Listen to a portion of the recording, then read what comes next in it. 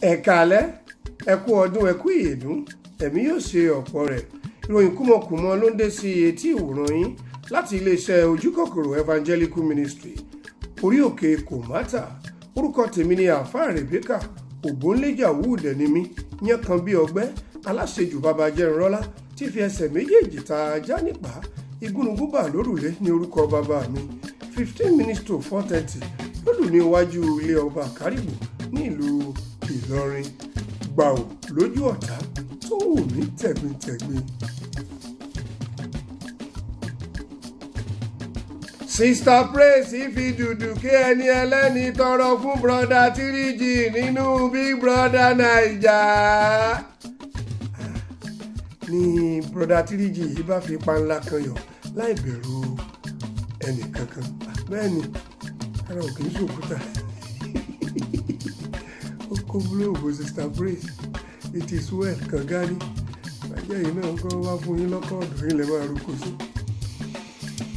Ìdájí stupid Sunday kan tí bàbá God kò sí nílé ní ọ̀gágun broda 3G sáré fi búrẹ́dì Agége jẹ ẹ̀wà àgàn níwájú Yèyé Ọ̀ṣun lákòókò tí Anthony Lagido ara ò balẹ̀ po omi gọ́tà pọ̀ mọ́ ògógóró ògidì nínú yàrá ìwọṣọ. Big Brother season 5 ọ̀tẹ̀ yóò lé o. Lẹ́yìn tí Sister Praise ṣàlàyé pé ó wu òun kí òun ṣe ọdún eégún ní iwájú ṣọ́ọ̀ṣì àwọn bí eré bí àwàdà ní broda 3G ṣe kù fìrì wọlé bí ìgbà tí coronavirus wọ Nàìjíríà láì gba físà tí ó sì fi ẹnu ọyàn gba ṣòkòtò àwọ̀tẹ́lẹ̀ ní ìdí Sister Praise lábẹ́ igi òrombó. Ìròyìn kúmọkùmọ náà lẹ̀ ń gbọ́ ẹ ṣé bí ẹ ti ṣe ń ṣe ha bí ìgbàdo àkọ́yà.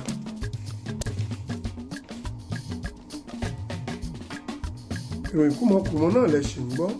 Kò pẹ́ tí wọ́n bẹ̀rẹ̀ eré ìbílẹ̀ yìí nígbà tí broda 3G bẹ̀rẹ̀ sí ní fi iná mọ́ ẹ̀wìrì Sister Praise.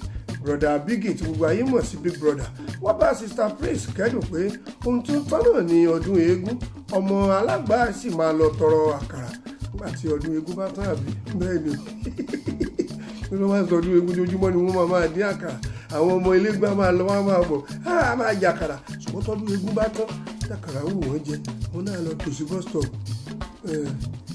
ṣe jẹ́ nìyẹn. Olóyè ẹni ọ̀wọ̀ broda Genesis Global wọ́n ṣe ìlérí tí Ọlọ́run ṣe fún Moses lákòókò ìjà òun àti ẹni bíi broda Pharaoh pé gbogbo ìwà tí àwọn ọmọ ìrọ̀lẹ́ ayé yìí àti aláìlójútì yìí wù tó fi di pé wọ́n ń sági lọ́gbẹ́ tí wọ́n ń ta ògùrọ̀ lọ́fà láì paná. Olúwa wá ṣe ìlérí pé kí ó má fi ṣe ìsìndí pẹ́ tí gìràgìrà náà bá di wòmù tí ó bá di oyún ọ̀sán gangan ni orúkọ tí a ó máa pe irú ọmọ bẹ́ẹ̀ àti wípé àwọn fi ọwọ́ sí nítorí pé gbogbo ọmọ aráyé ló ń sinmi bẹ́ẹ̀ ni èṣù kò sinmi. Òtítọ́ ni pé ó kàn ni wọ́n ń ta ẹṣin lọ́rùn màálùú sì ní èní rẹ̀ ṣùgbọ́n kù ẹni tí yóò lọ rà á wá.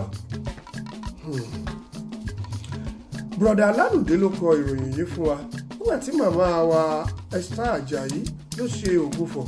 Èmi ọmọ yín Mr. Inúgbẹ olórí bí ìlú Èkó broda Aborípo Egúnlẹ́rìn àmì blogger aka Òkèlà Abẹ́rin Òkèlà Abẹ́fọ̀n ẹnìkan kì í fi dà á pàdé ẹnìkan kì í fi dà á pa ìgbín tá a bá kọlù sílẹ̀ agogo ní ò borí o ó dájú èmi ni mo borí gbogbo wọn.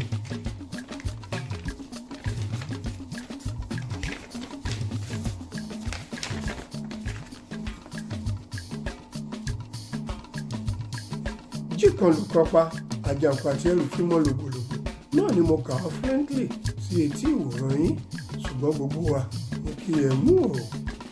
tó òtítọ́ ni pé Sàláwá tẹmurí ṣùgbọ́n ìyá Afẹ́lá kò rà nítorí pé kò kiri gba ọ̀nà ọ̀run.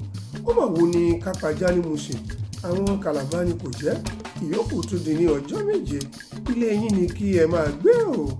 Ẹ má gbàgbé láti subscribe ẹ share ẹ comment ẹ subscribe tẹ́ ń wò yẹn náà ní ìyẹn tẹ́ fọwọ́ kàn yẹn SUB subscribe yẹn kò ná yín ní kankan kò já dátà yín tẹ́ mọ̀ pé ìdùnnú yín náà ló jẹ wá lógún nínú ilé iṣẹ́ ìròyìn kúmọkùmọ. Ẹ kú ọdún o ẹ kú ìyèdún ẹ̀mí ò ṣe ọ̀pọ̀ rẹ̀. Ẹ ṣé, ẹ má gbàgbé pé iléeṣẹ́ Ọláolúwa Kitchen and Catering Services ti ní ẹ̀ka iléeṣẹ́ mìíràn tá ó máa sọ fún yín láìpẹ́ lọ́jọ́ iwájú. Ẹ ṣé o.